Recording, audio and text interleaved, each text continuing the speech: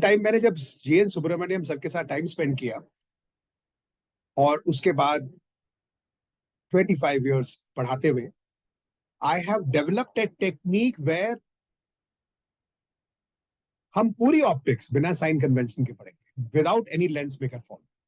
So just get ready for this experience. अब optics, when I talk about, एक component है ray optics और दूसरा component है इसका wave optics. And both of them are very, very important, not for just for your board exams. They're very important for your entrance exams also. So आज हम ray optics start करें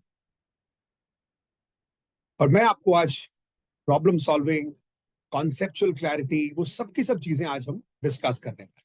सो get set ready. तो सबसे पहले भाई ये question पूछा जाता है that why is the angle of incidence equal to the angle of reflection. Now that's the first law. Ray optics का ये फर्स्ट लॉ है that the angle of incidence is equal to the angle of reflection. और दूसरा ये कि incident ray, normal और reflected ray, अगर मैं रिफ्लेक्शन की बात करूं तो दोनों सेम प्लेन में लाई करते हैं. माय क्वेश्चन इज भाई ऐसा होता ही क्यों है? why is it so? why is angle I equal to angle R? ये फर्स्ट क्वेश्चन है जो हमको समझने की जरूरत है, which we have to understand. अब एक बड़ी इंटरेस्टिंग बात देखो. मैं अगर आपसे एक बात बोलूं कि आप एक बॉल लो, बॉल, और बॉल को वॉल के ऊपर, दीवार के ऊपर नॉर्मली फेंको, परपेंडिकुलर. और मैं आपसे अगर ये बोलूं कि जो आपने ये बॉल को परपेंडिकुलरली फेंका है, अगर इस बॉल को आपको पकड़ना है तो आपको कहां खड़ा होना? तो आप बोलोगे सर जहां पर बॉल है, बॉल के बिल्कुल सामने हम खड़े हो जाएंगे. What I am trying to say is कि सपोज अगर मैं आपसे बोलूं कि एक वॉल है, ये वॉल के ऊपर अगर मैं एक बॉल को परपेंडिकुलरली इसको हिट करता, तो ये हिट करने के बाद अगर किसी को बॉल को कैच करना है तो वो कहां खड़ा होगा? आप बोलोगे सर ये बॉल रिफ्लेक्ट होके वापस ऐसे आएगी, तो ऑब्जर्वर को यहां पर होना चाहिए. ओके. फिर एक बच्चे से मैंने पूछा, मैंने एक बात बताया, सपोज एक वॉल है, suppose there is a wall. कहता ठीक है सर. नाउ अगर इस वॉल के ऊपर मैं एक बॉल को प्रोजेक्ट करूं, फेंकूं एट अ सर्टेन एंगल, किसी एक एंगल पर मैं इस बॉल को अगर फेंकता हूं, सपोज 30 डिग्री, ये बॉल को मैंने प्रोजेक्ट किया, और अगर मैं आपसे अब बोलूं, if I ask you where should you stand so that you can catch the ball, तो आप बोलोगे सर कमाल कर रहे हो, तो बहुत सिंपल सी बात है. आपको करना यह पड़ेगा कि 30 डिग्रीज के एंगल पर ही रिसीवर को खड़ा होना पड़ेगा. अगर वो 30 डिग्रीज के एंगल पर खड़ा होगा तो वो बॉल को रिसीव कर ले. मतलब ये हुआ कि अगर बॉल 30 डिग्रीज के एंगल पर नॉर्मल से हिट करती है तो बॉल हिट करने के बाद 30 डिग्रीज के एंगल से ही वापस आएगी, if it is a pure elastic collision. Wonderful. तो मतलब पार्टिकल्स ऐसे बिहेव करते हैं कि मतलब अगर हम किसी पार्टिकल को किसी भी एंगल पर प्रोजेक्ट करें, ये एंगल सपोज 45 डिग्री, तो ये बॉल रिफ्लेक्ट होकर वापस 45 डिग्री पर ही आती है. ऐसा हमको मालूम है, ये बात हमको मालूम है कि बॉल्स के साथ, पार्टिकल्स के साथ ऐसा होता है. व्हेन आई से a ball, I mean a particle. अब आप जानते हो ये जो रे ऑफ लाइट होती है, what is, how do you define ray of, इसको डिफाइन कैसे करें? इसको सबसे आसान तरीके से हम बोल सकते हैं, it is an array, it is an array of photons. मतलब ये जो फोटॉन्स होते हैं, ये बहुत सारे फोटॉन्स को अगर मैं एक थ्रेड से कनेक्ट कर दूं तो ये जो थ्रेड होगी ये रे ऑफ लाइट. मतलब ray of light is nothing but lot of photons one after the other, एक के पीछे दूसरा फोटोन. ये सारे के सारे फोटोन को if I connected with a straight line, I would call it a रे. इसको बोलते हैं एरे ऑफ फोटॉन्स. तो बच्चों अब आप बताओ फोटॉन्स क्या होते हैं? भाई फोटॉन्स भी तो पार्टिकल्स ही होते हैं. बस खास बात क्या होती है इनके अंदर ये massless particles. They are massless particles, but they are particles. They are like elastic balls. तो जो हमने अभी चीज देखी कि एक बॉल को अगर मैं एक एंगल पर प्रोजेक्ट करता हूं तो सेम एंगल से बॉल वापस आती है, तो अगर मैं एक फोटोन को ऐसे फेंकूं, प्रोजेक्ट करूं किसी एंगल 45 डिग्रीज पर, तो वो फोटोन रिफ्लेक्ट होकर वापस आएगा। और अगर मैं एक के पीछे दूसरा तीसरा ऐसे, if I put in lot of photons one after the other, first this ball strikes, then the second ball strikes, then the third ball strikes, तो ये सारी की सारी बॉल्स स्ट्राइक करके वापस ऐसे आएंगी ना। और अगर मैं इन सारी बॉल्स को एक स्ट्रेट लाइन से कनेक्ट कर दूं, तो ये तो रे ऑफ लाइट है। तो इसका मतलब अगर एक इंसिडेंट रे 45 डिग्रीज पर हिट करेगी, तो रिफ्लेक्टेड रे भी 45 डिग्रीज पर वापस आएगी। That is why the angle of incidence is equal to the angle of reflection. Is that clear? मैंने क्या बताया? अ रे ऑफ लाइट क्या है? Basically is an array of photons. Photons का एक तरह का ये एक सारे के सारे फोटॉन्स एक लाइन में है, उनको अगर मैं एक थ्रेड से कनेक्ट करता हूं तो वो रे ऑफ लाइट हो जाती है। Ray of light is an array of photons. And what are photons? They are massless particles, right? They are basically massless particles. तो जिस तरह से पार्टिकल बिहेव करते हैं वैसे ही रे ऑफ लाइट बिहेव करती है। और आप जानते हैं ये थियरी किसने दी थी? एक बहुत इंपॉर्टेंट, एक बड़े ही magician of mathematics and physics, Newton. Newton ने ये थियरी का नाम लिखा न्यूटन्स कॉर्पस्कुलर थियरी। तो अगर आपको एंट्रेंस एग्जाम में कोई क्वेश्चन आता है कि भाई आई आई आर के बराबर होता है, तो आपको ये नहीं बोलना ये सर ये तो होता ही है, दिस इज ये तो सर लॉ है। No, it's not a law. Of course this has been formulated as a law, but this comes from Newton's corpuscular theory. Corpuscle का मतलब पार्टिकल होता है, और न्यूटन का पार्टिकल से मतलब फोटोन था। तो उसने कहा कि रे of light is nothing but, बहुत सारे पार्टिकल्स होते हैं, तो जैसे एक पार्टिकल बिहेव करता है रिफ्लेक्शन में, similarly Newton said that a ray of light also behaves like a bunch of photons one after the other. ये बात यहां तक समझ में आती है? Have you understood this point till here? समझ में आई बात है कि नहीं है? पक्का? Very good, very nice. अब थोड़ा सा इसको मैथमेटिकली भी देखो कि भाई y is the angle. Now I'm again saying y is the angle of incidence equal to the angle of reflection. तो भाई एक मैथमेटिशियन थे जिनका नाम था फर्मेट। उन्होंने बड़ा फेमस प्रिंसिपल दिया, Fermat's principle. You know what did Fermat say? What a very interesting thing. He says, and he said that a ray of light takes a path where the ray takes optimum time. Wow. उन्होंने बड़ी खास बात बताई, एक बड़ी interesting बात बताई।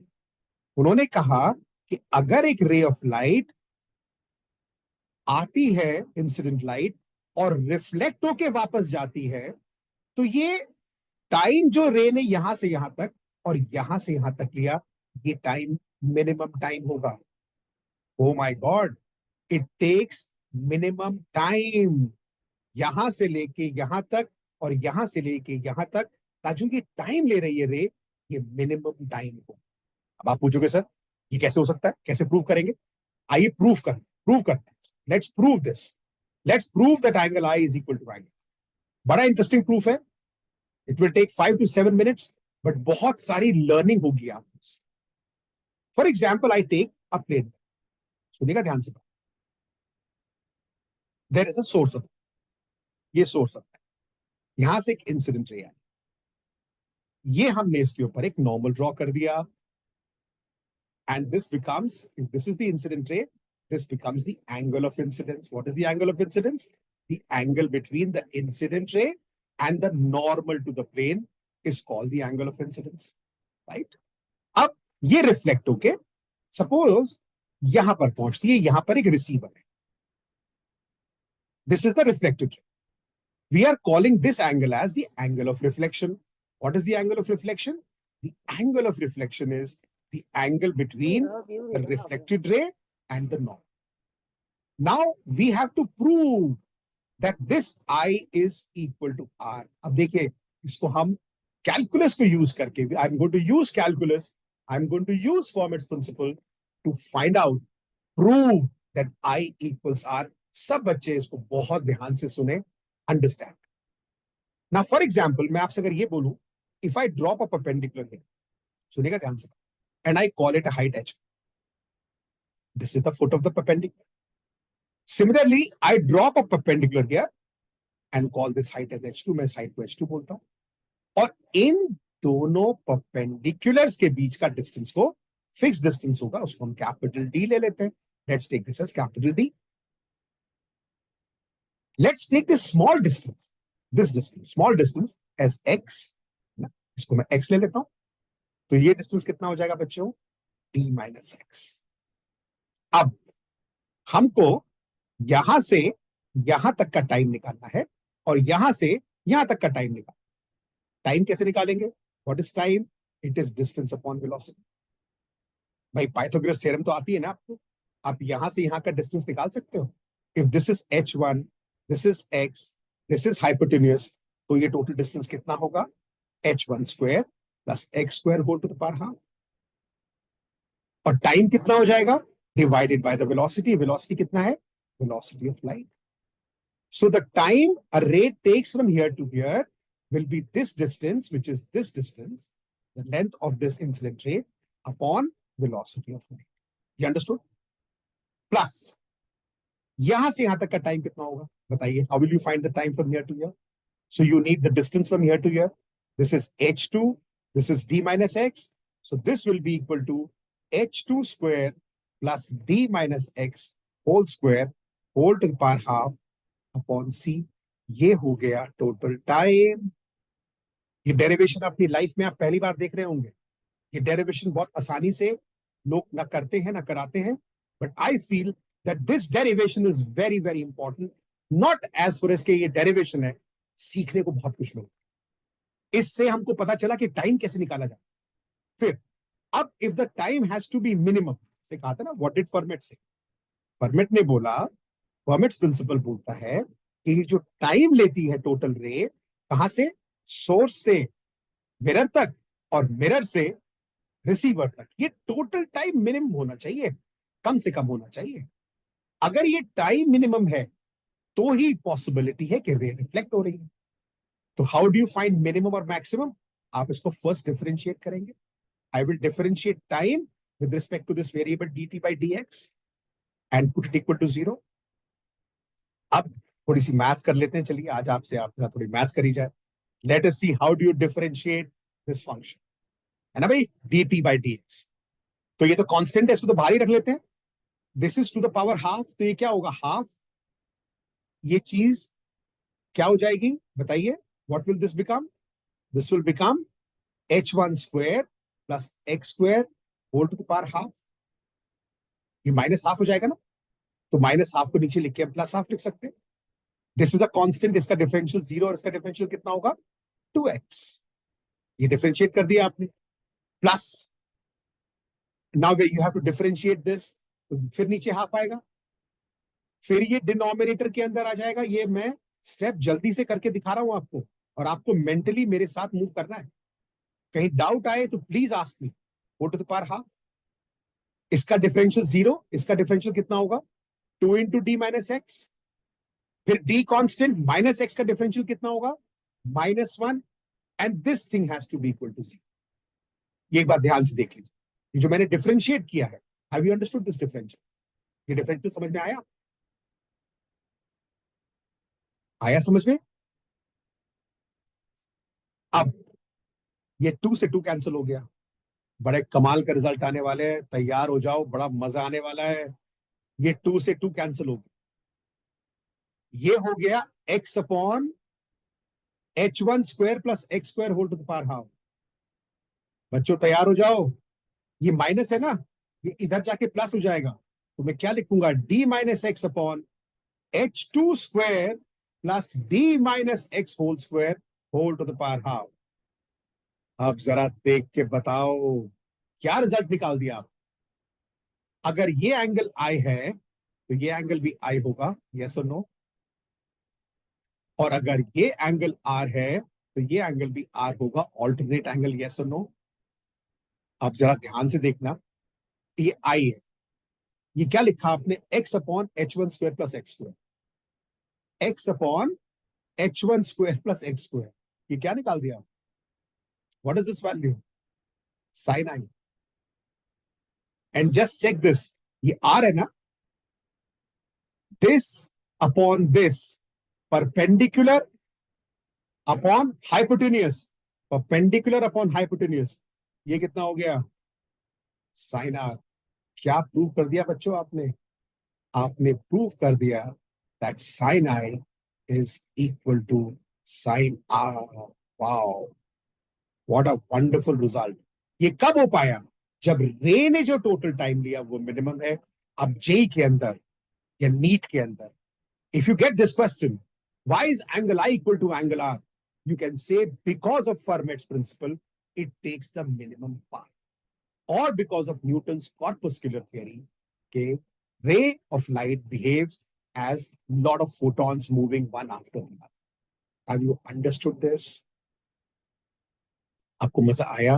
मैं रिपीट कर देता हूं, सबीना ने बोला सर रिपीट करो, आई विल अगेन। आइए, कोई जल्दी नहीं। ये सोर्स ऑफ लाइट है, ये प्लेन मिरर है और ये रिसीवर। ये इंसिडेंट रे comes, hits, this angle is incident angle of incidence. ये रे रिफ्लेक्ट होके यहां जाती है, ये एंगल ऑफ रिफ्लेक्शन। हमने यहां से लेके यहां तक का टाइम निकाला, we found the time the ray takes from this point to this. Time क्या होता है, डिस्टेंस अपॉन वेलोसिटी। अब बताओ बच्चों, यहां से यहां तक का डिस्टेंस कितना होगा, ये तो हाइपोटेन्यूस है ना, ये h1 है, ये x है, तो ये लेंथ कितनी हो जाएगी, h1 square plus x square whole to the power half. मुझे अगर टाइम निकालना है तो मैं वेलोसिटी ऑफ लाइट से डिवाइड करूंगा। सिमिलरली मेरे को यहां से यहां तक का टाइम निकालना है तो मुझे यहां से यहां तक का डिस्टेंस निकालना पड़ेगा। ये डिस्टेंस कितना होगा, that will be h2 square plus d minus x का whole square whole to the power half, divide by velocity of light. Now differentiate करना, मैक्सिमा या मिनिमा के लिए first differential has to be zero, slope has to be zero. पता है ना भाई, अगर मैं आपसे बोलूं एक कोई फंक्शन, अब ये इसकी मैक्सिमम वैल्यू है, ये इसकी मिनिमम वैल्यू है, लेकिन खास बात क्या है कि यहां पर भी स्लोप जीरो है और यहां पर भी स्लोप जीरो। मैक्सिमा होगा या मिनिमम होगा, उसका फर्स्ट डिफरेंशियल जीरो होगा। ये आपने कैलकुलस में पढ़ा होगा। मैंने इसको सिंपल डिफरेंशिएट किया। डिफरेंशिएट कैसे करते हैं, ये टू द पावर हाफ है, आपको पता है ना, y equals x to the power half. जब आप इसको डिफरेंशिएट करते हैं विद रिस्पेक्ट टू, तो आप क्या लिखते हैं, हाफ, ये हाफ साइड में आता है, x to the power minus. इसको मैं ऐसे भी लिख सकता हूं, 1/2 to the power x to the power half. मैंने एग्जैक्टली वही किया, हाफ h1 स्क्वायर, ये नीचे आ गया, फिर मैंने इसको डिफरेंशिएट किया, ये 2x हो गया, ये प्लस हाफ साइड में आया, ये माइनस हाफ हो गया, तो मैं इसको डिनोमिनेटर में लेके आ गया। फिर इसका ये जीरो होगा, ये d minus x whole square है, this will be 2 into d minus x, 2 into d minus x, फिर d कांस्टेंट है, माइनस एक्स का -1 होगा, और ये सब जीरो के बराबर होना चाहिए, because time has to be minimum. अब आपने देखा कमाल की बात, सर ये रिलेशन आ गया, इससे ये क्या मतलब हुआ। आप देखिए, अगर ये आई है, दिस इज आई, तो ये भी आई है, ऑल्टरनेट एंगल। अगर ये आ रहा है तो फिर ये भी आ रहा है ना। तो अब ध्यान से देखना, x upon h1 square plus x square, x upon x square, ये लेंथ, यार ये तो साइन आई हो गया, परपेंडिकुलर अपॉन हाइपोटेन्यूस। सिमिलरली इधर देखना, इधर देखोगे तो क्या आ रहा है, d minus x upon this, ये क्या है, साइन आर। आपने प्रूव कर दिया sine i is equal to sine r. आज आपको पता चला कि why is the angle of incidence equal to. अब एक बच्चा बोलता है, सर अगर साइन आई साइन आर के बराबर है, आई आर के बराबर कैसे हो सकता। अब ध्यान से सुनिएगा, tell me one thing, sine theta में जब थीटा बहुत स्मॉल होता है, वेरी स्मॉल, तो आप क्या लिखते हो? Sine theta tends to theta. पता है ना, जब साइन थीटा, थीटा की वैल्यू छोटा होता है तो साइन थीटा की वैल्यू थीटा के बराबर होती है। अब जरा ध्यान से देखना, बड़े आराम से देखना, वेरी इंपॉर्टेंट चीज बताने वाला हूं। इफ आई इज स्मॉल, अगर एंगल ऑफ इंसिडेंस छोटा होगा तो sine i will tend to i. Similarly जब आई छोटा होगा, आर भी छोटा होगा, तो अगर आर स्मॉल होगा, एंगल ऑफ रिफ्लेक्शन स्मॉल होगा, तब sine r will tend to are. तो ये sine i will become i and this sine r will become r, and that is why i is equal to r. पर एक condition है। अब JEE में सवाल आया कि क्या आई आर हमेशा बराबर होता है? नहीं होता। तब होता है जब आई स्मॉल होता है। आई स्मॉल कब होता है? जब प्रिंसिपल एक्सिस के क्लोज होता है या फिर नॉर्मल के क्लोज होता है। हेलो, समझ रहे हो ना? ये प्लेन मिरर है, ध्यान से सुनना मेरी बात। ये नॉर्मल है। अगर मैं रे ऑफ लाइट ऐसे लूंगा, एंगल बड़ा है, और रे ऑफ लाइट ऐसे लूंगा, और कम हुआ, और पास लाऊंगा, और कम हुआ, और बिल्कुल ही पास ले आऊंगा, तो एंगल छोटा होगा।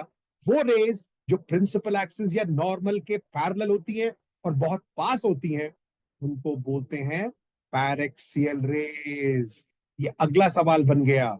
आपसे पूछा जाएगा, when is i equal to r? only when the rays are paraxial। And paraxial का क्या मतलब होता है? वो रेज जो प्रिंसिपल एक्सिस के पैरेलल होती हैं। एक तो ये बात होती है, इंपॉर्टेंट हो गई, पैरेलल होना जरूरी है, पैरेलल होती है। And second thing, angle of incidence is very small. Note करिए, बहुत इंपॉर्टेंट डिस्कशन हो गई है। मैं इसको दोबारा से आपको रिवाइज कराता हूं। मैं शुरू से इसको दोबारा से ऊपर लेके चलता हूं। हमने यहां से स्टार्ट किया that why is the angle of incidence equal to angle of reflection. तो हमने कहा कि सर ये बॉल्स के साथ तो ऐसे ही होता है। आप एक इलास्टिक बॉल लीजिए, take an elastic ball, hit it on the wall, the ball will come back to you. You hit a ball at an angle 30 degrees, you can receive the ball at 30 degrees. Now, Newton said, ये जो balls है, I can replace them by photons. And if I throw one photon after the other, तो जैसे ball गया वैसे photon जाएगा, photon hit करेगा, वापस आएगा, and this process will continue. And अगर वो सारे के सारे फोटॉन्स को मैं एक थ्रेड से कनेक्ट कर दूं तो वो रे ऑफ लाइट हो गया।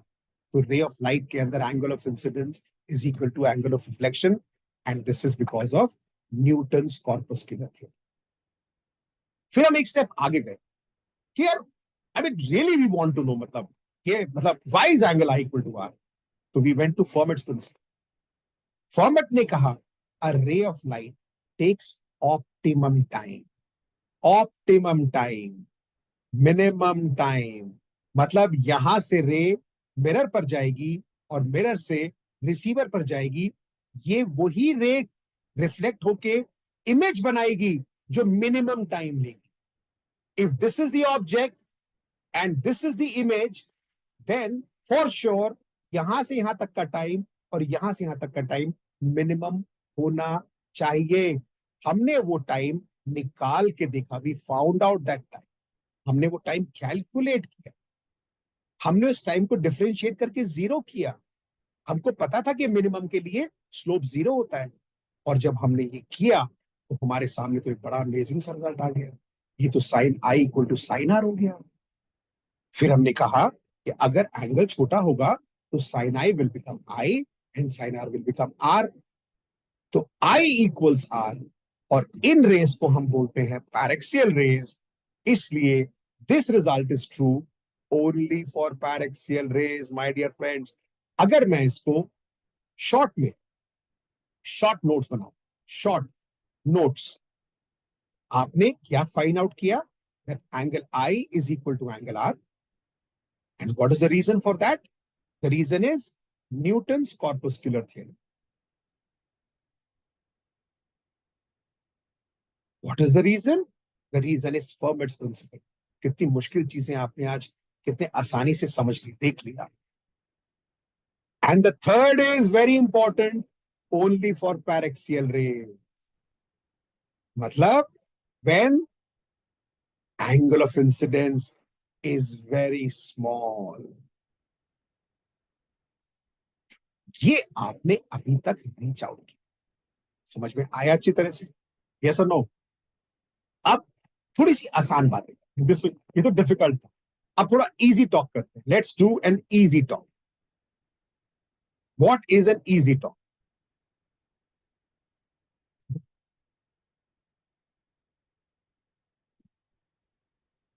Let's do an easy talk. यार एक बात बताओ, एक होता है सोर्स ऑफ लाइट, है ना भाई? एक होता है ऑब्जेक्ट, एक होता है मिरर, और एक होता है इमेज। ये है ना पूरी कहानी रे ऑप्टिक्स की। अब मजा आने वाला है आपको रे ऑप्टिक्स में। I am going to make it very very simple for you. Just listen to what I am saying. एक होता है सोर्स ऑफ लाइट, एक होता है ऑब्जेक्ट, एक होता है मिरर, एक होता है इमेज। तो एक स्टूडेंट मुझसे पूछता है, सर ये जो इमेज बनती है ये ऑब्जेक्ट की बनती है या सोर्स ऑफ लाइट की बनती है? And secondly, what is the difference between source of light and object? अब मैंने पूछा भाई सोर्स ऑफ लाइट क्या होती है? सर जहां से रेज निकलती है। अच्छा ठीक है, तो क्या सोर्स ऑफ लाइट से जो रेज निकलती है वो मिरर पे फॉल करती है? हाँ सर। उसी से इमेज बनती है? हाँ सर। अरे तो फिर ऑब्जेक्ट क्या होता है? फिर ऑब्जेक्ट क्या है? सर ऑब्जेक्ट भी source of light? No no no no, difference. आइए समझते हैं, सुनेगा ध्यान से बात। First of all let's first understand a very important thing. Image सिर्फ ऑब्जेक्ट की बनती है। You need an object distance and you need an image distance. Source of light से इमेज नहीं बनती, इमेज ऑब्जेक्ट की बनती है। रे, तो what is an object? Can we define an object now? So ready हो जाना, सुनना ध्यान से सुनना। What is an object? Can you believe it? Defining an object, object is point of intersection, point of intersection of incident rays.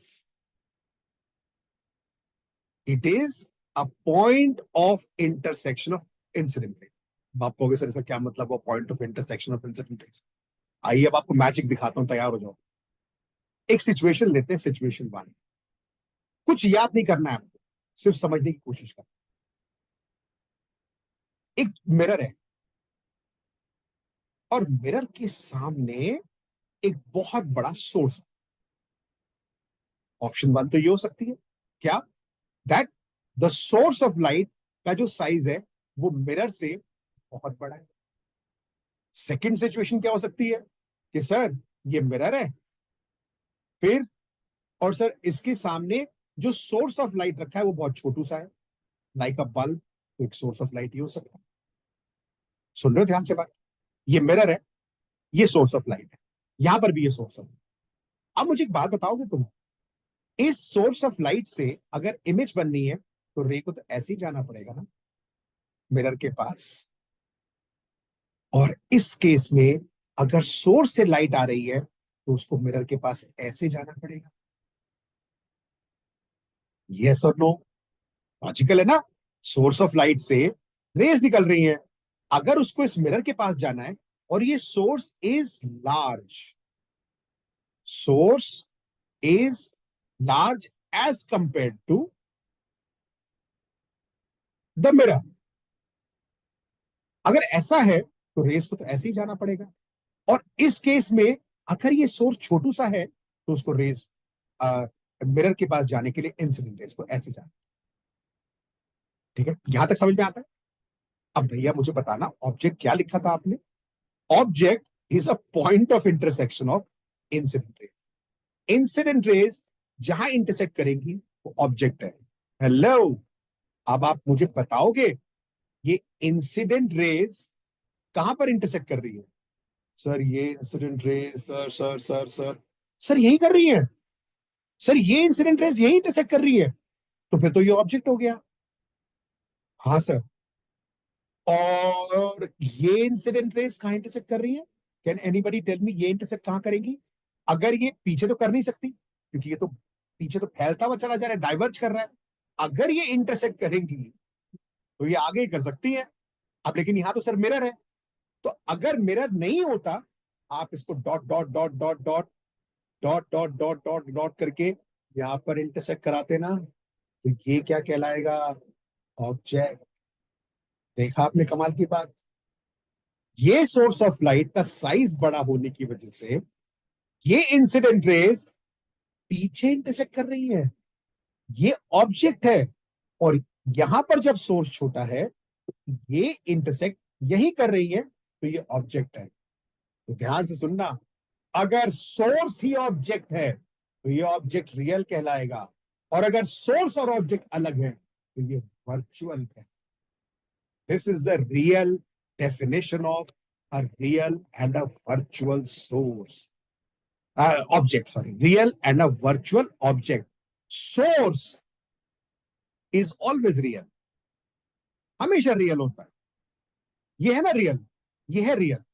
पर object is the point of intersection of incident raise. तो जैसे कि यहां source बड़ा है, तो these raise will intersect here. जहां incident raise intersect करती हैं उनको हम ऑब्जेक्ट बोलते हैं। ये वर्चुअल इसलिए है क्योंकि सोर्स और ऑब्जेक्ट दो अलग चीज है। ये वर्चुअल इसलिए है क्योंकि ये मिरर के पीछे इंटरसेक्ट कर रही है इंसिडेंट रेज, इसलिए ये वर्चुअल है। ये ऑब्जेक्ट रियल क्यों है? क्योंकि ये और दूसरा ऑब्जेक्ट मिरर के सामने रखा है, इसलिए रियल है। ये ऑब्जेक्ट रियल इसलिए है क्योंकि सोर्स और ऑब्जेक्ट एक ही चीज है। This is the basic difference between a real and a virtual object. ये क्लियर हुआ अच्छी तरह से, या मैं इसको दोबारा रिपीट? ये बड़ी इंटरेस्टिंग चीज।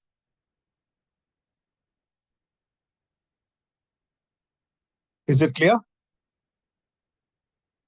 आगे बढ़ जाऊं? मजा आ रहा है बच्चों को पढ़ने में? Clear sir, very good. मजा आ रहा है, मजा आ रहा है। क्लियर होगा धीरे धीरे।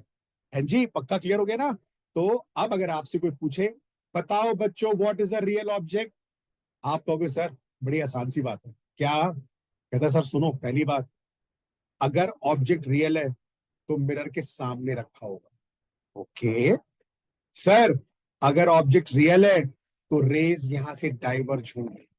ओके भाई, फिर वर्चुअल ऑब्जेक्ट क्या होता है? What is a virtual object? कहता है सर, वर्चुअल ऑब्जेक्ट में पता है आपको खास बात, रेज, इंसिडेंट रेज पीछे इंटरसेक्ट होंगी, मतलब ऐसे आएगी। ऐसे अगर इंसिडेंट रेज आ रही है तो ये पीछे जाके इंटरसेक्ट होती है सर। मिरर के पीछे अगर ऑब्जेक्ट है, मिरर के पीछे अगर ऑब्जेक्ट है तो वो वर्चुअल है। अगर अगर रेज, इंसिडेंट रेज कन्वर्ज कर रही है इस पॉइंट पर, तो वो ऑब्जेक्ट, वो वर्चुअल ऑब्जेक्ट। तो रियल ऑब्जेक्ट से रेज डाइवर्ज करती है, और वर्चुअल ऑब्जेक्ट पे इंसिडेंट रेज कन्वर्ज करती है। और अगर कोई भी चीज समझ में ना आए तो भाई सिंपल सी बात है, सर अगर ऑब्जेक्ट सामने रखा है तो रियल है, और पीछे बनता है तो वर्चुअल है। सर इतना ही आसान है। अंडरस्टूड? पक्का समझ में आया? Right? I you enjoy the class? जब तक आप यस सर नहीं लिखोगे तब तक मैं आगे नहीं बढ़ूंगा। आई यू एंजॉइंग द क्लास? इसके बाद मैजिक दिखाने वाला हूं तुमको। Magic, magic, magic. आइए मैजिक देखते हैं। अब लेट्स सी इमेज फॉर्मेशन। इसमें कितने लोग परेशान रहते हैं पता नहीं। Image formation in a plane mirror. है जी? रेडी हो आप लोग? ये चेक करते हैं। घटना कुछ नहीं है, कुछ याद नहीं करना है, सिर्फ समझना है। ये एक मिरर है, ठीक है, और इसके सामने एक ऑब्जेक्ट रखा, तो फिर ये रियल ही हुआ, और ये डिस्टेंस एक्स पे रखा। हम देखना चाहते हैं कि सर इसकी इमेज कहां बनेगी। है जी, कहां बनेगी इमेज बताइए? एक रे ऐसे जाएगी, इंसिडेंट रे, एक रे ऐसे जाएगी, इंसिडेंट रे जाएगी ना। और ऑब्वियस सी बात है, एक नॉर्मल होगा। हाँ जी सर, एक नॉर्मल होगा, हाँ जी सर, ये एंगल ऑफ इंसिडेंस होगा।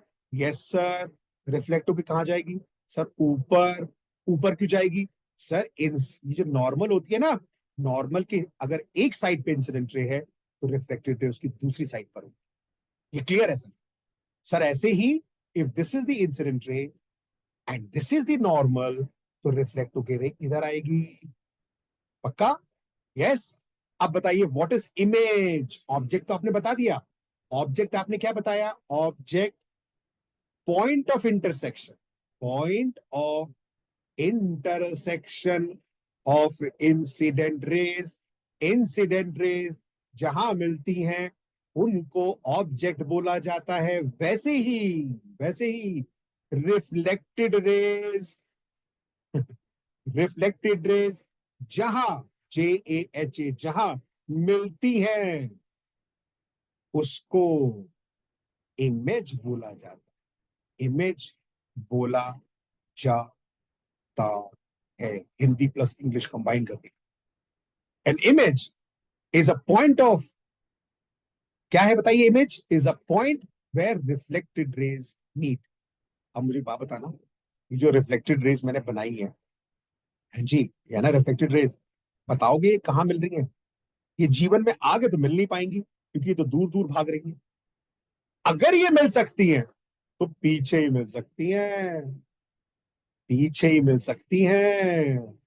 और जहां ये पीछे मिली तो ये बनी इमेज, और ये हुई वर्चुअल क्योंकि ये बन रही है मिरर के पीछे। ये है रियल ऑब्जेक्ट क्योंकि ये रखा है मिरर के सामने। तो जितने डिस्टेंस पर ऑब्जेक्ट उतने ही डिस्टेंस पर इमेज भी बनती है। This is in case of a plane mirror. भाई बात, पक्की बात, अच्छी तरह से बात। फिर इसके बाद मैं थोड़ा सा मजेदार सा क्वेश्चन कराने वाला हूं, बड़ा मजेदार सा। तो भाई मजेदार सा सवाल ये है कि सबीना कहती है सर, मैंने कहा बोल। सर मैं ना आ, एक मिरर के सामने खड़ी हूं। मैंने कहा कैसे? सर कैसे क्या खड़ी हूं यहाँ पर ऐसे? अरे राम, कितना गंदा डायग्राम बनाया है, थोड़ा अच्छा भी तो बना सकते हैं। ये सबीना खड़ी स्टैंड, तो ये सबीना का हेड है ना भाई सबीना? ये तेरे पैर है, तो, और ये तेरी आंखें हैं।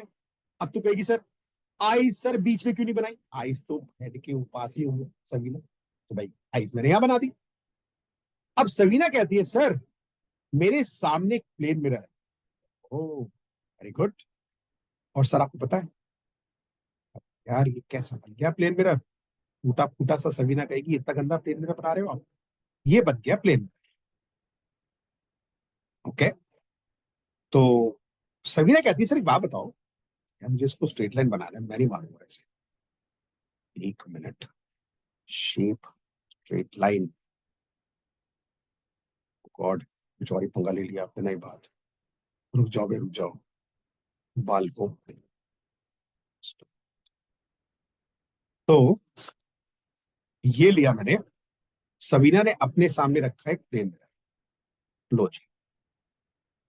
अब सबीना कहती है सर मान लेते हैं मेरी हाइट H0 है, ठीक है सर। अब मेरे को ना ये पता करना है, I want to find out कि मैं इस मिरर की कितनी लेंथ लूं, कम से कम।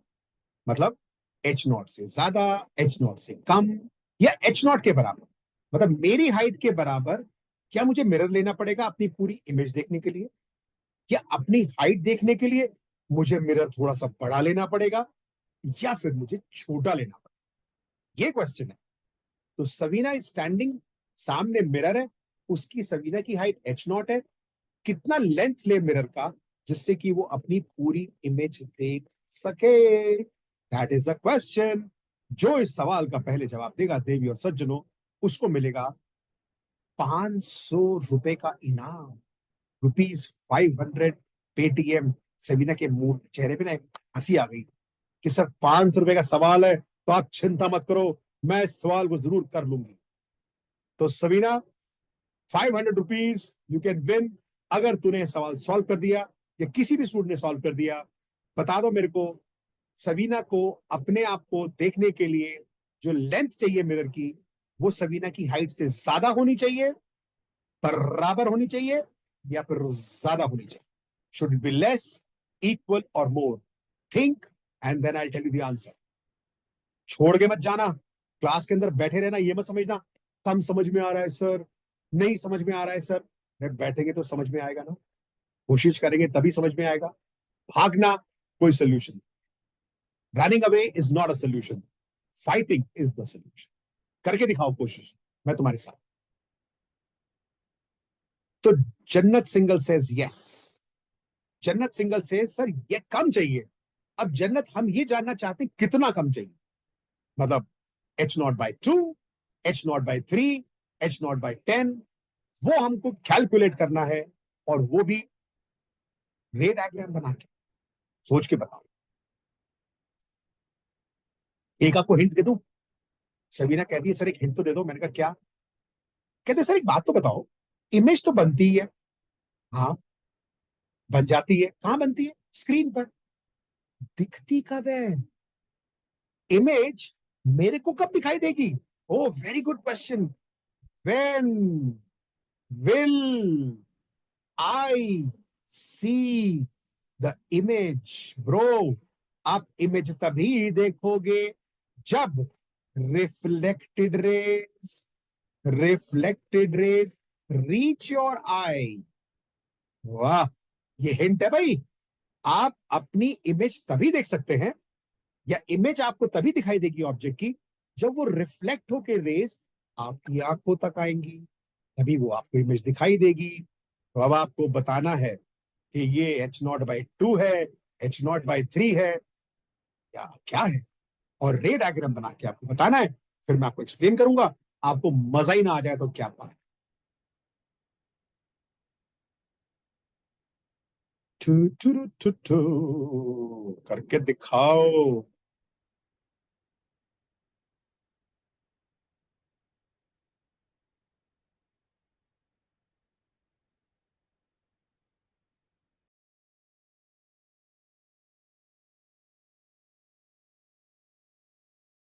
I am waiting.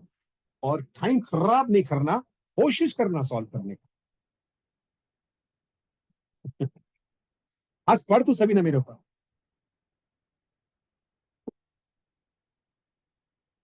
कोई आंसर आया मेरे पास? सवीना बोलता half. O my God, impressive. Savina बोलती है सर H0/2 ले लो, मैं अपने आप को देख लूंगी।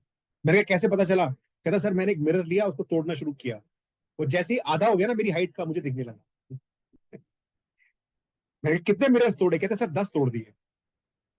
तो मैंने सवीना से कहा 10 तोड़ने की जरूरत नहीं है, वैसे ही सॉल्व हो जाएगा, मान जा मेरी बात। आइए खेलते हैं। रेडी स्टडी गो। हाँ जी। अगर मुझे हेड की इमेज देखनी है, किसकी? हेड की। तो वो हेड से एक रे निकलेगी, मिरर पे जाएगी, और मेरी आई तक आएगी। राइट, यही होगा ना? So there will be a ray of light which will originate from head and reach my eye. तो मैं एक काम करता हूं, इसके सेंटर से एक लाइन ड्रॉ कर।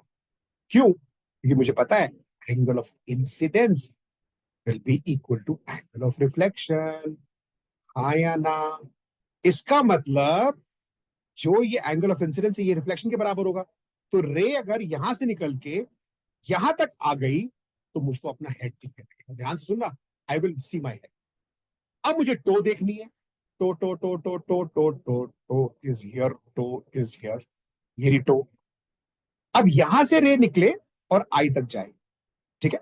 तो सिमेट्रिकली जाएगी। क्यों?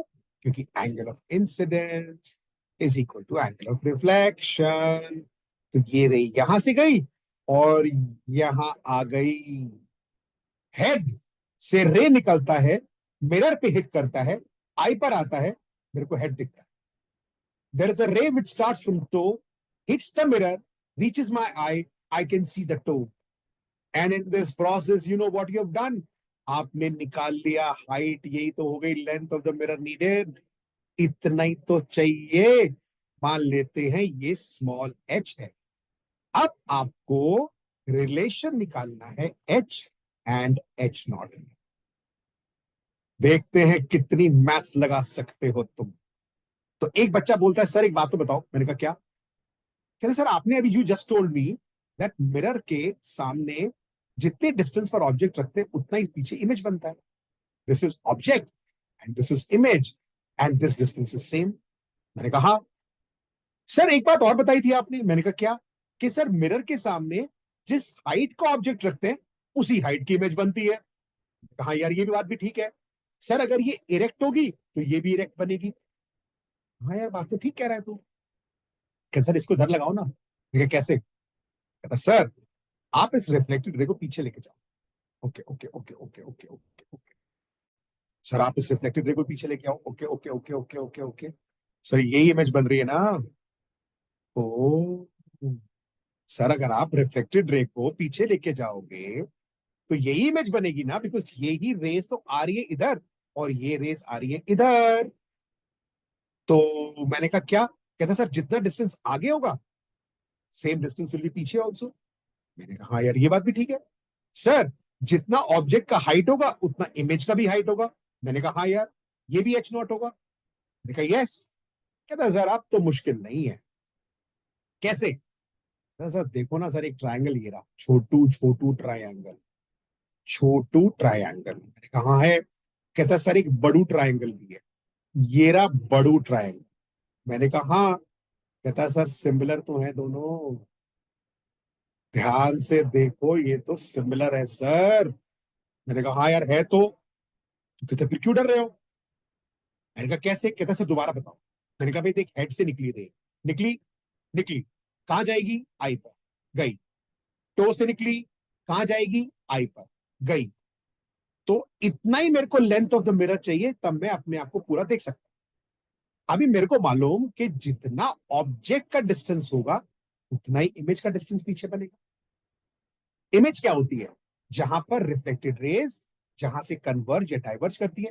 ये वर्चुअल इमेज है ना, मिरर के पीछे बनी है ना वर्चुअल इमेज। तो I saw that both these triangles are similar. अब जरा देखना देवी और सज्जनों, आपके सामने ये छोटू ट्राइंगल का एच ले लेते और बड़े ट्राइंगल का एच नॉट ले लेते। ऐसे इस छोटू ट्राइंगल का ये डिस्टेंस ले लेता हूं एक्स, और ये बड़े ट्राइंगल का डिस्टेंस हो गया यहां से 2x। सिमिलर ट्राइंगल्स, छोटू ट्राइंगल एंड द बड़ू ट्राइंगल, ये हो गया 2x। x से x गया, h is equal to h not by 2। Yes, मजा आया आपको? करो इसको प्लीज, एक बार रे डायग्राम बनाओ। मजा आने वाला है, मजा आने वाला है। क्लियर हो गया ना?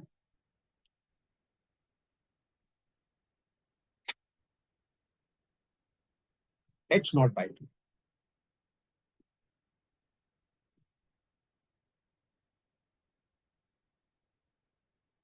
Yes sir, very good, very good. Any doubts in this? किसी को डाउट है तो डाउट पूछ लो, घबराने की जरूरत नहीं है।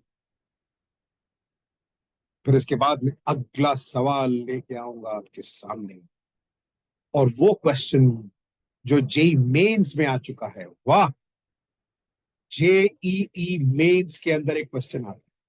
कोई मुश्किल नहीं है, घबराने की जरूरत नहीं है, बहुत सिंपल है, आसान है। तैयार हो? एक स्टेप आगे चलते हैं।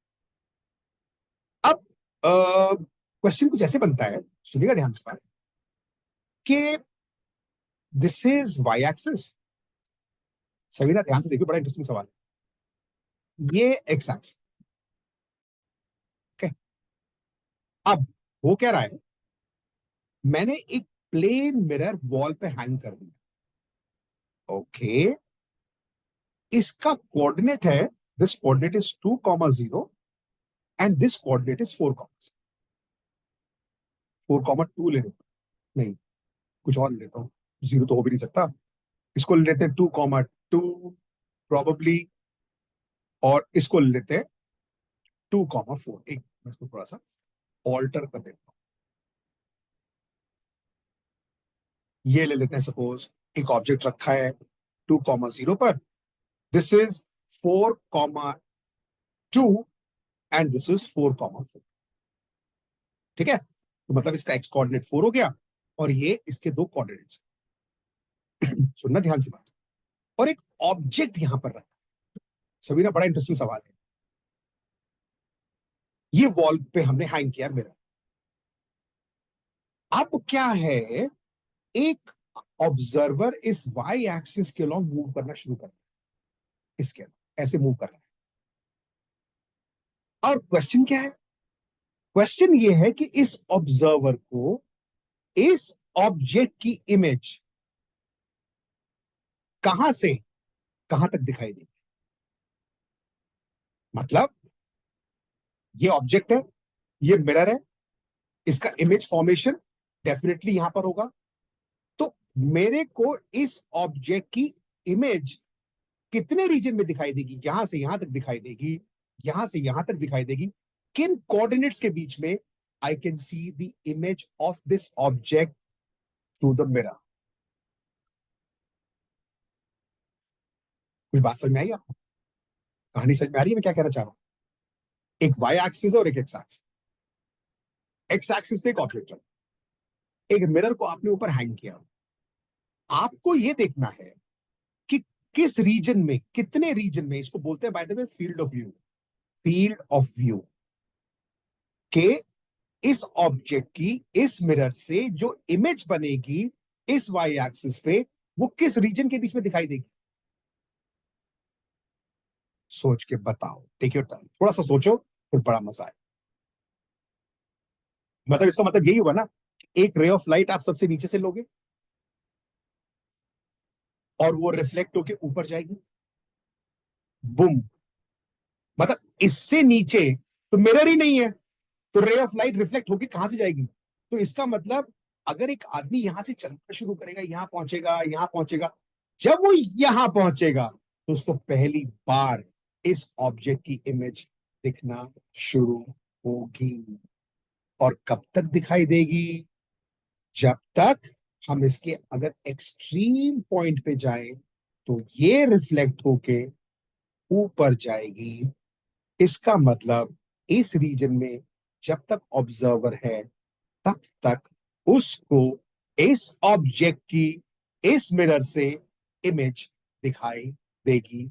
ही will be able to see the image of this object. ये बात जन्नत समझ में आ रही है? Are you all understanding this? मैंने क्या बोला, when do you see an image, image कब दिखाई देगी, when the reflected ray reach your eye. तो अब मिरर, इससे नीचे तो मिरर ही नहीं है, तो यहां ना रिफ्लेक्टेड रे यहां आएगी ना यहां आएगी, और इसके ऊपर मिरर नहीं है तो रिफ्लेक्टेड रे तो यहां जाएगी नहीं। तो अगर इसको देखना है तो उसको इसी रीजन में रहना पड़ेगा। और अगर मैं इसको पीछे एक्स्ट्रापोलेट करता हूं, my dear friends, my dear friends, आपको पता है कि मिरर के सामने जितना ऑब्जेक्ट डिस्टेंस उतना इमेज डिस्टेंस। सो ये कितना डिस्टेंस हो गया, 2। ये 2 हो गया, this is 4,0, so this will be 6,0। yes or no? yes or no? अब आप देखो दोबारा ट्रायंगल बन रहा है ना, राइट एंगल ट्रायंगल। एक छोटा सा ट्रायंगल ये बन रहा है और एक ट्रायंगल ये बड़े वाला बन रहा है। ये दोनों सिमिलर ट्रायंगल्स हैं। You can use similarity to find out the distance. बात समझ में आई कि नहीं, पहले तो ये बताओ, did you understand what I am saying? रे डायग्राम से समझ में आती है बात?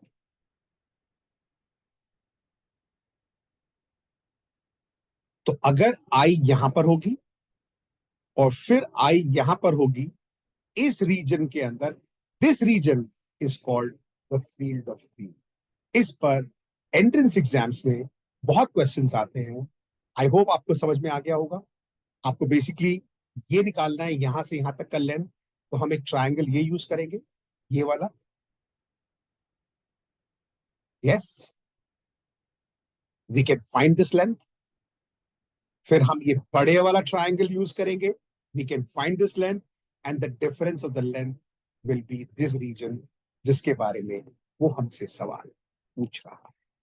This is, these are few things which are very important for a plane mirror. इसको डायग्राम को एक बार बना लो, फिर मैं इसके बाद आपके पास स्फेरिकल मिरर्स के ऊपर हम डिस्कशन स्टार्ट।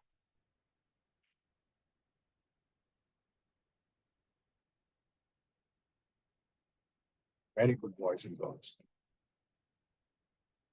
सभी ने क्लियर हो गया ये? Is it clear?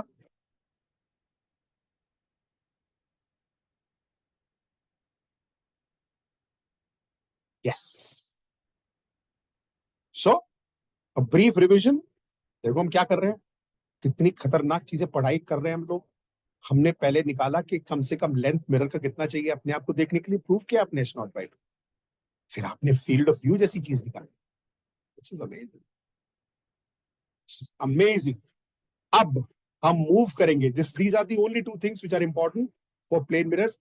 इसके अलावा कहीं और दिमाग लगाने की जरूरत है। अब चलते हैं मोर इंटरेस्टिंग, स्फेरिकल मिरर्स। बच्चों को बहुत दिक्कत रहती है स्फेरिकल मिरर्स में। अगले 15 मिनट के अंदर आपके स्फेरिकल मिरर्स की सारा प्रॉब्लम ही सॉल्व कर दो, बस ध्यान से सुनते रहना। ओके ना, स्फेरिकल मिरर्स का बेसिकली मतलब we are talking about concave mirror and we are basically talking about a convex. अब स्टूडेंट्स को इसमें बहुत सारी प्रॉब्लम होती है, साइन कन्वेंशन और ये और वो। उससे पहले एक इंटरेस्टिंग चीज देखो, मेरे सवाल का जवाब दे। If I draw concave mirror,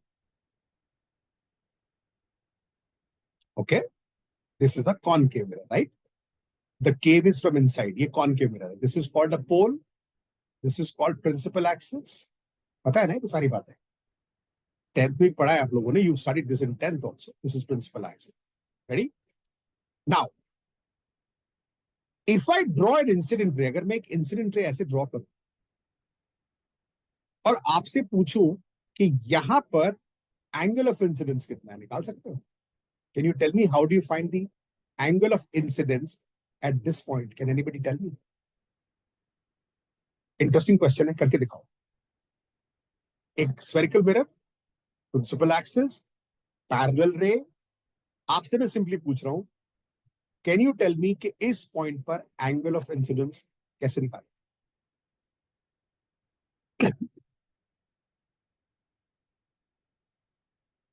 सोच के बताओ।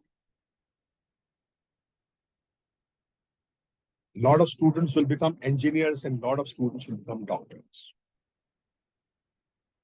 or you do anything in life।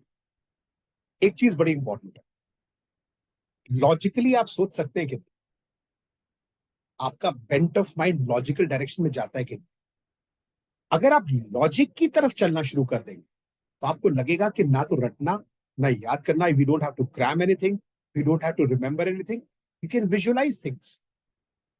So people who take science and maths can visualise, can relate to things.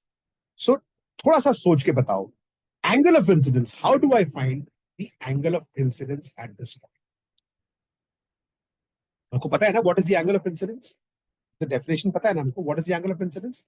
The angle between the incident रे, कितना आसान है, and the normal, and the normal. हाँ जी, तो भाई इंसिडेंट रे तो आपके सामने है, आप इस पॉइंट पे नॉर्मल ड्रॉ कर सकते हो। Can you draw a normal at this point?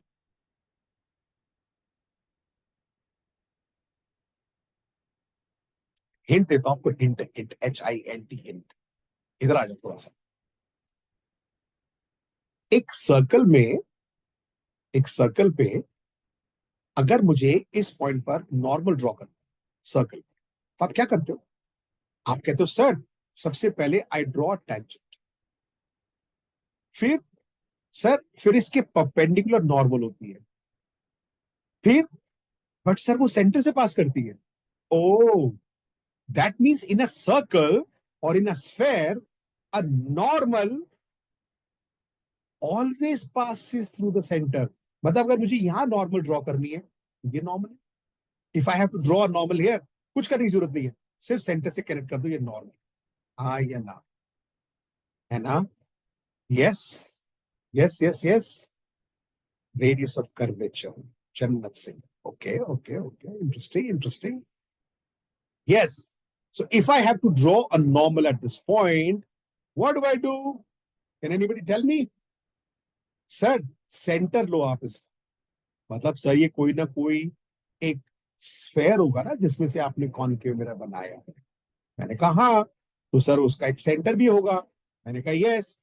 अभी आपने बताया ना कि सर सेंटर से अगर हम एक लाइन कनेक्ट कर दें तो इसको हम नॉर्मल बोलते हैं। और बिल्कुल ठीक बोलते हैं। तो सर ये हो गया angle of incidence, right? This is the angle of incidence. What will be the angle of reflection? इसके बराबर का जो रे रिफ्लेक्ट होके वापस जाएगा, that will be the angle of reflection. Yes, this is called R, and this point is called focus, and this is called the focal length, and this is called the radius of curvature. इसको note करो।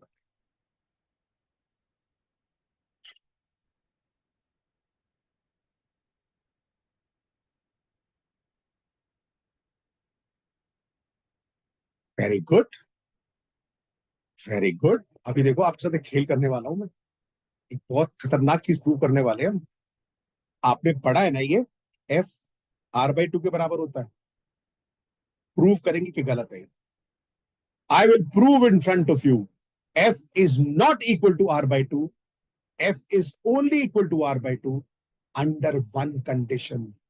That is the difference between an entrance exam and a board exam.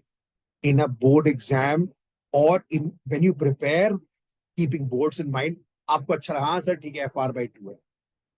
लेकिन एक जो student जिसको life में AI पढ़ना है, जिसको आईआईटीज जाना है, जिसको एम्स में जाना है, जिसको एमआईटी में पढ़ना है, जो अपने दिमाग को इस्तेमाल करना चाहता है, who wants to utilize his, वो इतनी जल्दी मानने वाला नहीं है।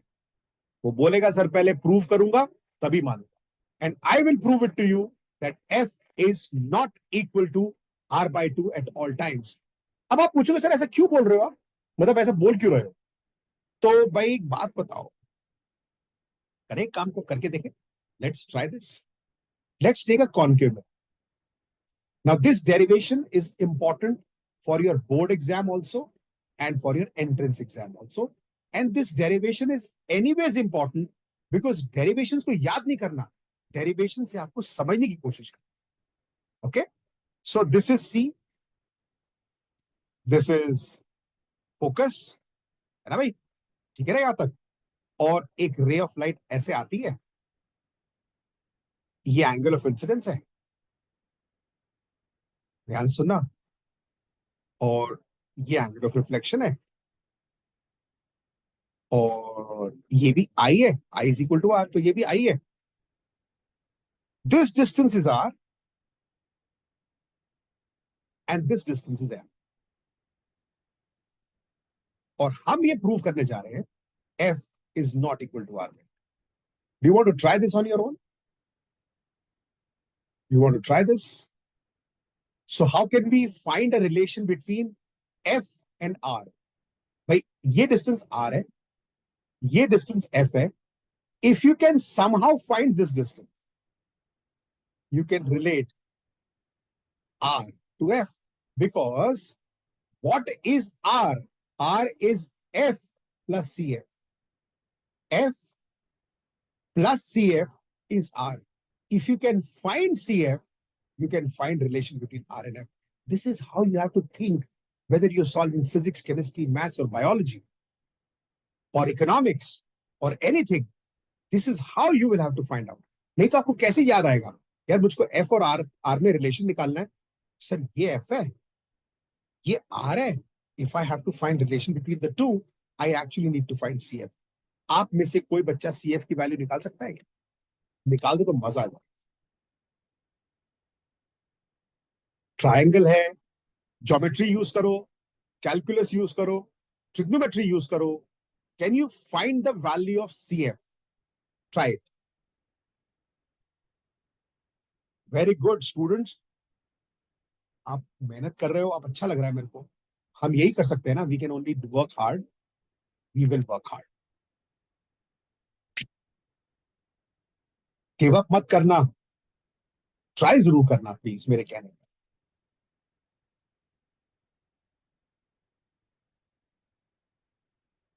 और थोड़ा हिंट दूं आपको, ये एंगल आई है ना. हाँ, ये एंगल भी आई है ना. हाँ सर, ये और ये पैरेलल है. हाँ, तो सर ये और ये ऑल्टरनेट एंगल हुए. हाँ, तो सर ये भी आई हुआ ना. हाँ. ओ, so sir, there is a triangle I can see. What? Sir, this is C, this is F, and let me take this as P. I can see a triangle CPF. Boom, boom, boom, boom. And sir, it's an isosceles triangle. ये भी आई, ये भी आई. Okay. Sir एक और बात भी है. मैंने कहा क्या? कहते सर ये डिस्टेंस कितना है? मैंने कहा यार आर. तो सर ये डिस्टेंस कितना है यहां से लेके यहां तक? ये डिस्टेंस कितना होगा बच्चों? बताओ बताओ बताओ बताओ बताओ बताओ. ये भी तो आर ही होगा ना भाई. एक सर्कल में ये सेंटर है, ये भी रेडियस, ये भी रेडियस, सब रेडियस. तो इसका मतलब ये भी रेडियस, ये भी आर हुआ. अब you have a triangle CPF. CPF isosceles है. आपको एक लेंथ साइड की वैल्यू पता है, आपको एक दूसरे साइड का लेंथ निकालना है. करके दिखाओ बच्चों. आपको करके जो मजा आएगा ना, जो मजा आएगा उसका आप आनंद ही कुछ और. ट्राई करो. गिव अप मत करना मेरे बच्चों. संदीप सर आपके साथ खड़े हैं, चिंता मत करो. आप जब तक क्वालिफाई नहीं करोगे ना अपने एंट्रेंस एग्जाम, छोड़ूंगा नहीं आपको. पीछे लगा रहूंगा. बस आप मेरा पीछा मत छोड़. Don't leave me, I won't leave you. बस keep trying. You have a triangle. Put your best effort. अंदर से आवाज आएगी नहीं छोड़ दे. You will have an inner voice saying forget it यार, हो जाएगा. नहीं, मैं करके दिखाऊंगा. मैं करके दिखाएगा.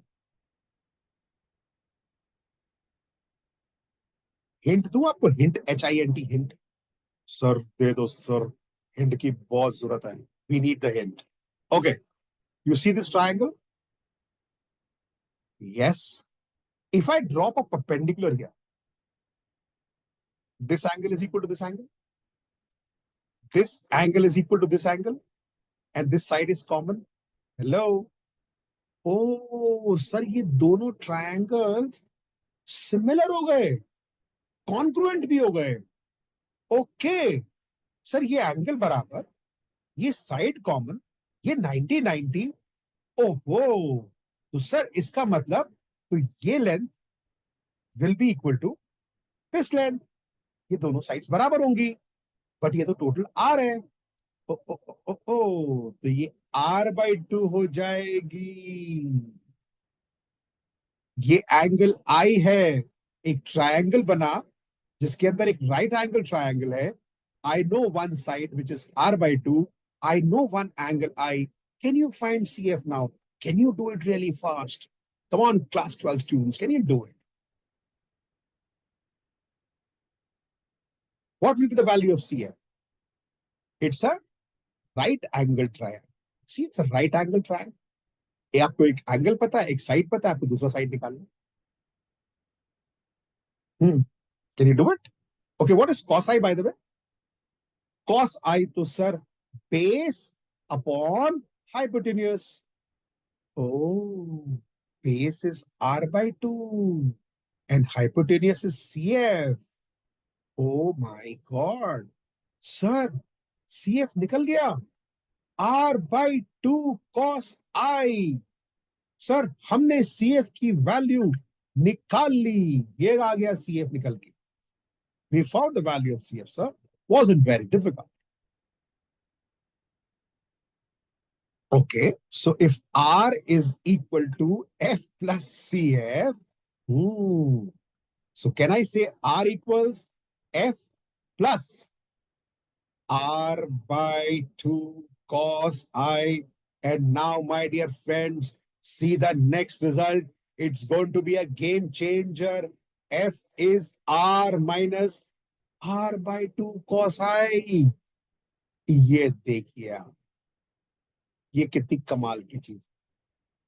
ओ सर, ये तो पंगा हो गया। मैंने कहा, क्यों? कहता सर, ये जो फोकल लेंथ है, this depends on the angle of incidence. Okay, इसका मतलब तो क्या हुआ? अभी मजा आएगा, सुनना ध्यान से मेरी बात बच्चों। Sir, if I have a concave mirror, हाँ, और सर मैं एक रे ऑफ लाइट ये लेता हूं, फिर सर ये इसका एंगल ऑफ इंसिडेंस हुआ, ठीक बात। तो सर इसका ये एंगल ऑफ रिफ्लेक्शन होगा, सही बात। ये फोकस होगा, ठीक। ये फोकल लेंथ होगी, perfect. This is I and this is I. तो आप ये कह रहे हो कि आई पर डिपेंड करेगा एफ? तो एक बच्चा कहता है सर करता भी तो है। मैंने कहा क्यों? कहते सर एक रे ऑफ लाइट ना, आप बहुत पास लो प्रिंसिपल एक्सिस के, ठीक है, ray of light very close to principal axis. फिर सर इसका एंगल ऑफ इंसिडेंस बनाना। मैंने कहा यार ये ले, ये बन गया एंगल ऑफ इंसिडेंस। कहता सर आप ये देख रहे हो, ये अगर 45 डिग्रीज है तो ये छोटू सा 1 डिग्री के करीब है। मैंने कहा हाँ। कहता सर ये रिफ्लेक्ट होके भी, जैसे ये 45 था तो ये 45 हुआ, ये 1 है तो ये 1 से होगा। तो सर ये 1 जो होगा ये तो सर कुछ ऐसे जाने वाला है ना।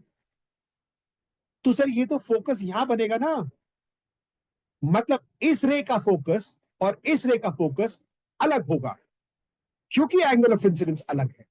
वही चीज ये प्रूव कर रहा है कि डिफरेंट एंगल ऑफ इंसिडेंस के डिफरेंट फोकस होने चाहिए।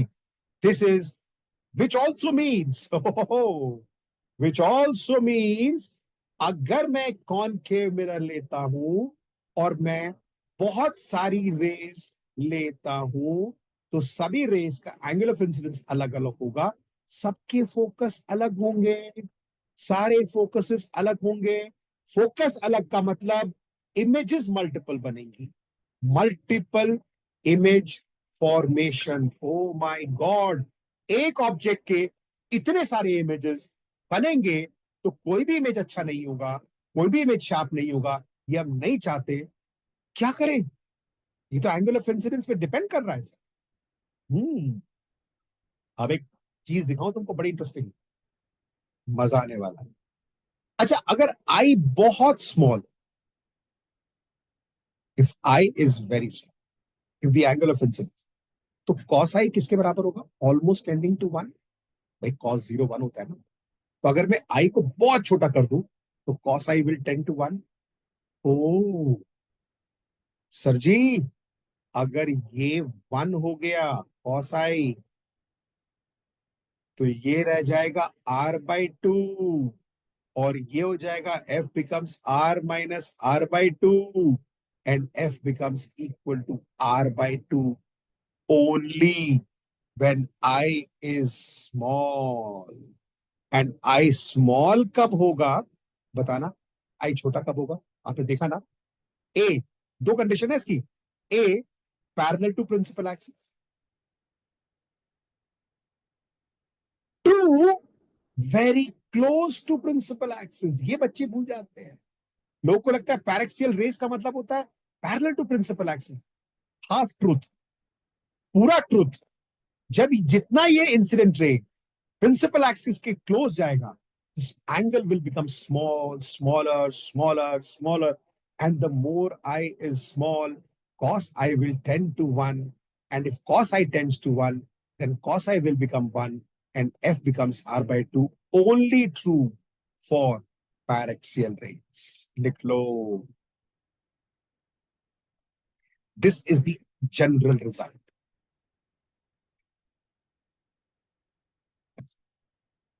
Hmm, very interesting, very interesting. हम ऑप्टिक्स में सब नया नया चीज सोच सुन रहे हैं sir. Everything which we thought is just going out of the window. Everything is different. Thought differently. Yes, yes, yes, yes, yes, yes, yes. समझ में आया ना? मजा आया ना? So, अगर आपसे कोई बोलता है for spherical mirrors, you get an option f equals r by 2. आप बोलेंगे no, this result is only true when angle of incidence is very small, which is only true for paraxial rays.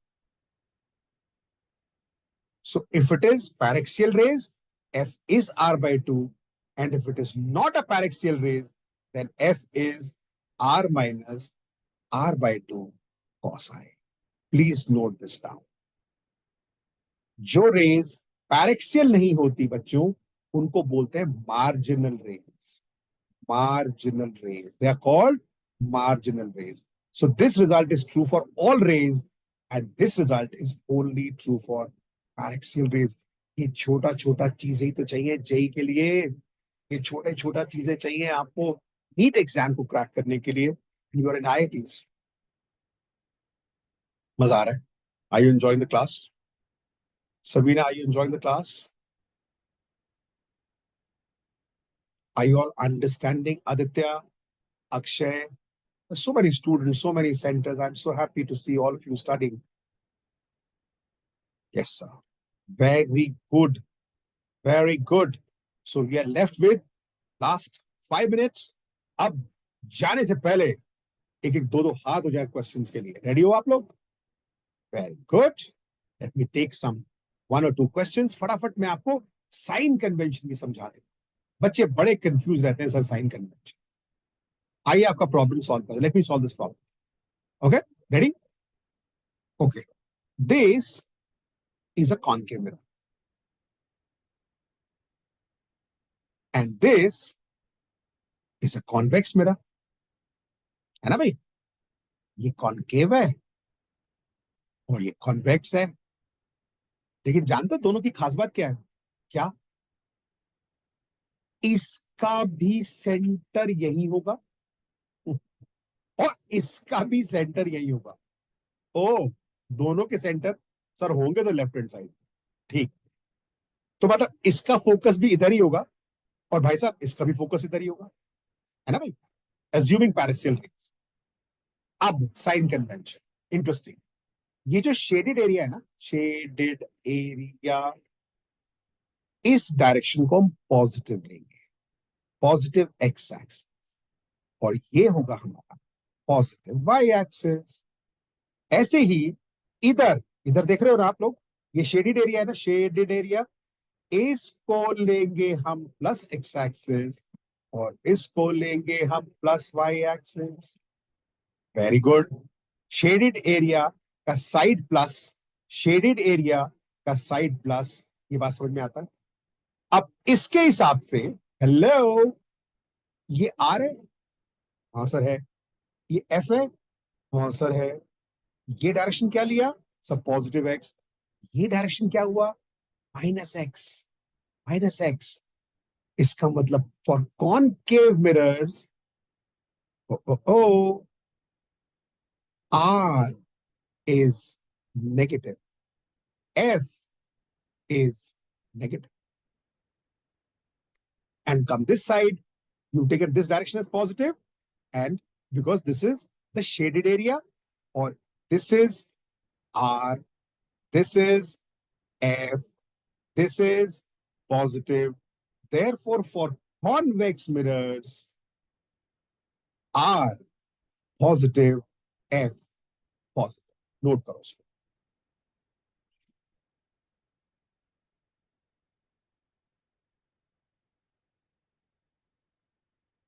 Understood?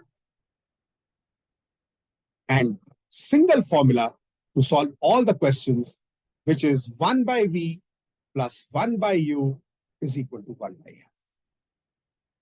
This is the mirror formula, spherical mirror formula. Understood? अंजी पक्का? अब अगर, अब सुनना ध्यान से बात. Now let's talk about real objects. What do you mean by real object? Real object का क्या मतलब हुआ? सर, जब मिरर के सामने रखा है, मतलब कॉनकेव मिरर में ये रियल ऑब्जेक्ट होगा ना.